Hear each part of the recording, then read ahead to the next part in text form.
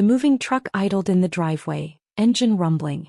My brother Travis stood on the front porch with his arms crossed, watching two movers carry furniture toward my door. His wife Kelly directed traffic with a clipboard, pointing to different rooms like she was orchestrating a symphony. I sat in my living room, coffee in hand, watching through the window. Travis banged on the door. "Open up, Riley. We know you're in there." I took another sip of coffee and checked my watch. 9:47 a.m. Any minute now. The banging continued. "Don't make this harder than it needs to be." Dad signed everything over to me. "This is my house now." I stood, walked to the door and opened it.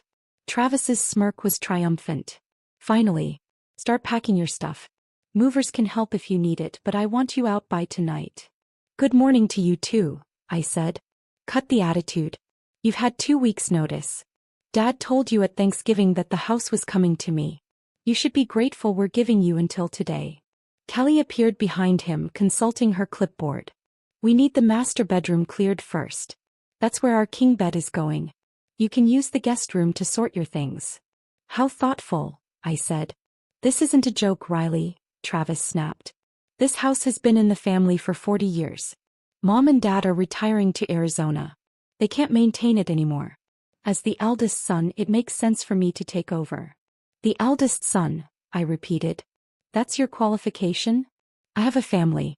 3 kids. They need space. You're single, you work from home doing freelance whatever. You can live anywhere." "Freelance software architecture," I corrected. "But continue." "The point is, Dad made his decision. He signed the house over to me last month. So either you start packing or the movers will pack for you." I checked my watch again. 9:51 a.m. "Riley, seriously, what are you doing?" Kelly asked. "Why do you keep looking at your watch?" "Waiting for someone." "For who?" A black Lexus pulled up to the curb. Then a silver Mercedes. 3 people got out, 2 men in suits and a woman in a tailored dress, all carrying briefcases. "For them," I said. Travis turned to look. "Who the hell is that?" The woman reached the porch first, extending her hand. "Good morning. I'm Jennifer Reeves, Miss Chen's lead attorney. These are my colleagues Marcus Webb and David Torres. We're from Reeves and Associates." Travis's smirk faltered slightly. "Attorneys? Riley, what is this?" "This is me protecting my property," I said. Jennifer pulled a document from her briefcase. "Mr. Travis Chen, you are hereby served with notice of trespass and attempted fraud. This property at 847 Maple Street is owned by Riley Chen and has been for the past 6 years. Any attempt to occupy, move into, or claim ownership of this property is illegal." Travis took the document, scanning it quickly. "This is garbage. Dad owns this house. He gave it to me." "Your father hasn't owned this property since 6 years ago," Marcus said, pulling out his own folder. "Here's the deed showing Riley Chen as the purchaser. Purchase date, closing documents, title, insurance, all recorded with the county." "That's impossible," Kelly said, grabbing the papers. "Riley doesn't have that kind of money. This house is worth at least $850,000. Current market value is approximately $920,000, David said. "Riley purchased it for $680,000 6 years ago when your in-laws were facing significant financial difficulties." Travis shook his head violently. "No. Dad said he was refinancing. He said he got a better mortgage rate." "He told you that because he didn't want to admit he was broke," I said quietly. 6 years ago Dad lost his job. Mom was dealing with medical bills from her surgery. They were 4 months behind on the mortgage. The bank sent a foreclosure notice. "They would have told us," Travis insisted. "They didn't want you to know. You just had your 3rd kid. You were stretched thin financially. They came to me because I was single, making good money with computers, and might be able to help." Jennifer continued. "Riley purchased the property for $680,000, paying off the $340,000 remaining mortgage and giving your parents $340,000 in cash to restart their lives. The deed was transferred legally and properly. Then why are they still living here?" Kelly demanded. "They're not," I said. "They moved to Arizona 3 months ago. You know this, you helped them pack." Travis's face was reddening. "But Dad said." "What did Dad actually say?" I asked. "Think carefully. Travis was quiet for a moment. He said the house would be taken care of. That it would stay in the family. And it has. Stayed with me. I'm family. But he gave me the keys. Travis pulled a key ring from his pocket. He gave me keys and said I could move in. Those are old keys, I said. I changed the locks 5 years ago when I renovated. Those won't open anything. Kelly tried her key in the door. It didn't turn. He tried again, jiggling it. Nothing. This is insane, Travis said, his voice rising. You can't just steal the family home. I didn't steal anything. I saved it from foreclosure. I bought it legally. I've paid property taxes for 6 years. I've maintained it, upgraded it, increased its value by $240,000. I gestured to the house. This is mine, Travis. It always has been. Dad wouldn't just give up the house without telling me. Dad was embarrassed. He built his whole identity on being a successful provider. Losing the house to foreclosure would have destroyed him. Selling it to me, his financially successful daughter, let him save face. I paused. He told you I was house-sitting for them while they were in Arizona, didn't he? Travis's silence confirmed it. I'm not house-sitting. I own the house. I live here. Marcus pulled out another document.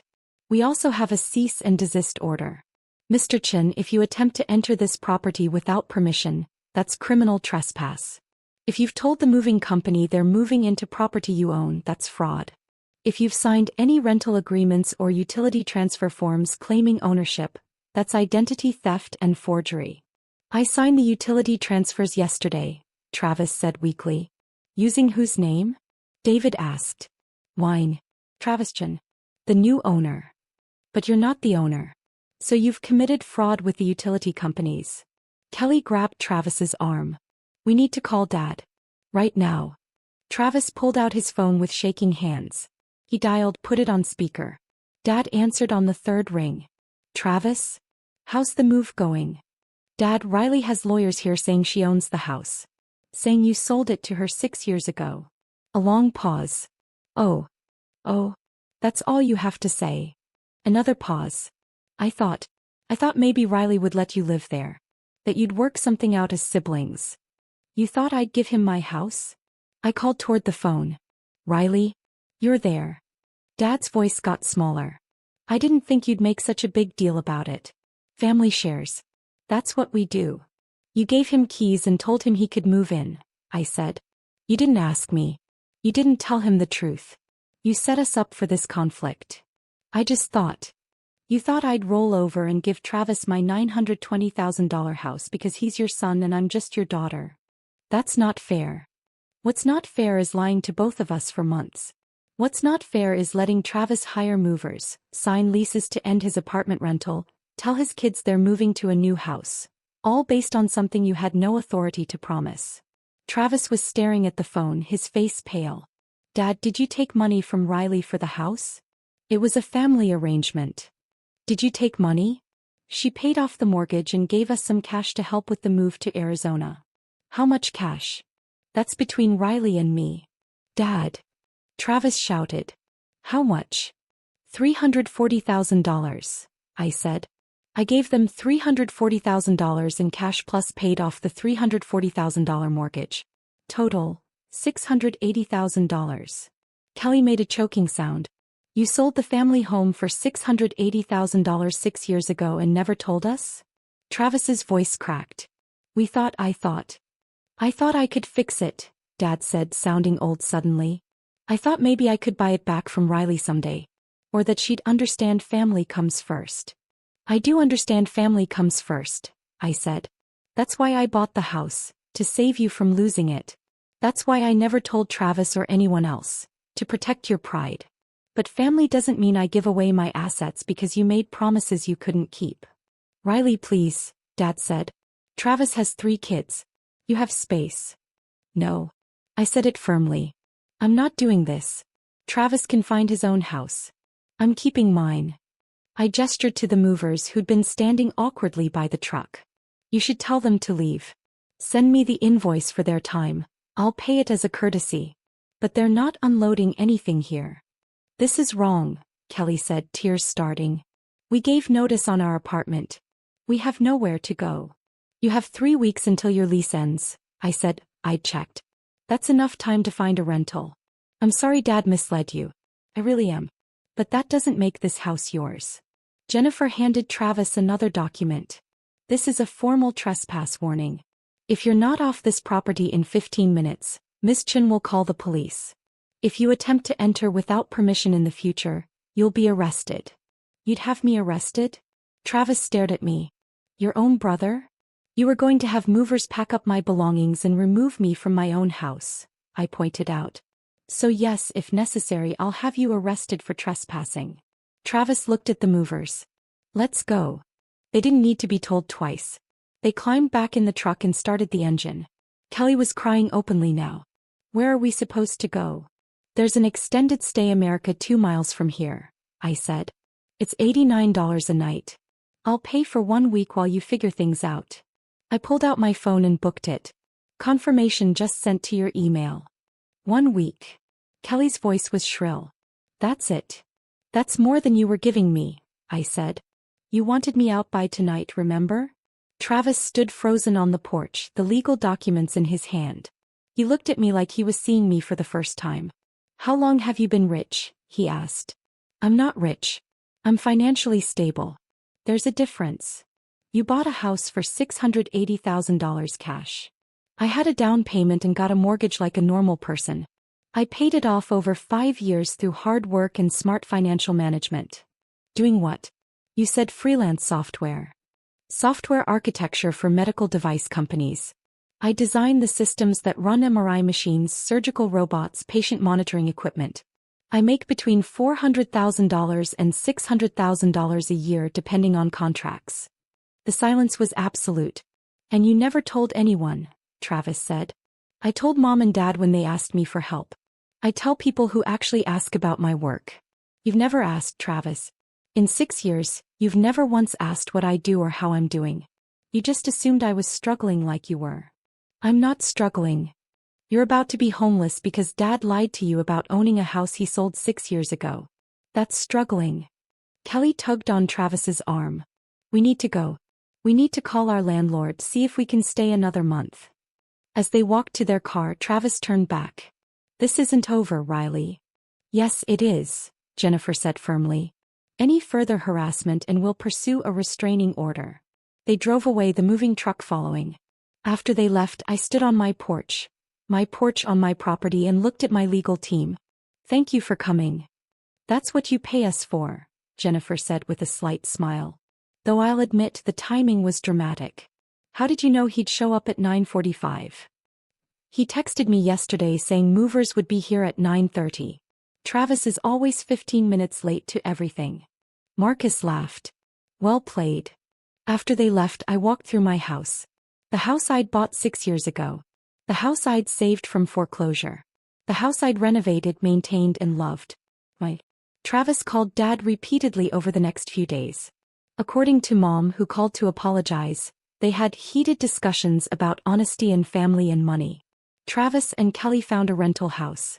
3 bedrooms, smaller yard, higher rent than they wanted. Travis had to take out a loan to cover moving costs and deposits since he'd already spent his savings on the move that never happened. He blamed me, of course. Told everyone I'd stolen the family home. But Uncle Mike called asking for the full story. After I explained, he said, "You saved your parents from foreclosure and Travis is mad at you? That's backwards." Slowly the truth spread through the family. Not the version Travis was telling, but the real version. I'd bought the house to save our parents. I'd never advertised it because they'd asked me not to, they were embarrassed. I'd let them save face by telling people they still had the house. And then Dad had taken advantage of that ambiguity to promise Travis something that was never his to give. 6 months later, Travis sent a text. "Can we talk?" We met at a coffee shop.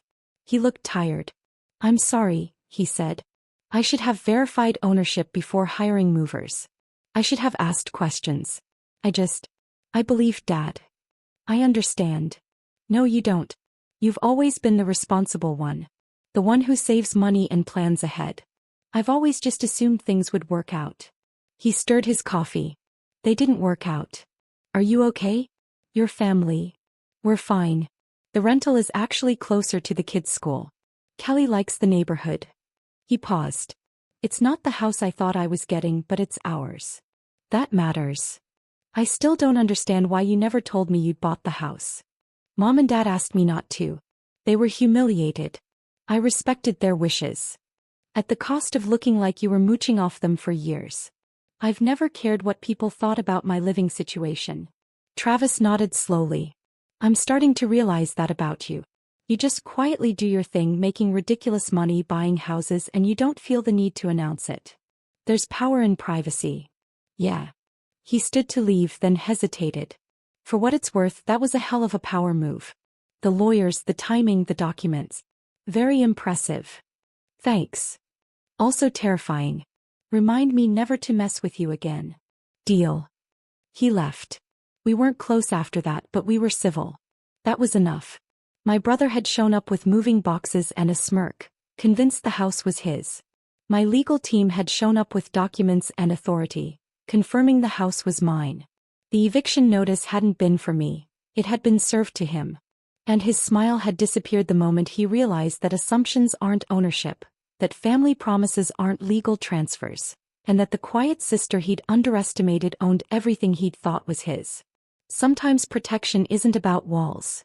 It's about documentation. And sometimes the best defense is simply owning what's yours and refusing to pretend otherwise.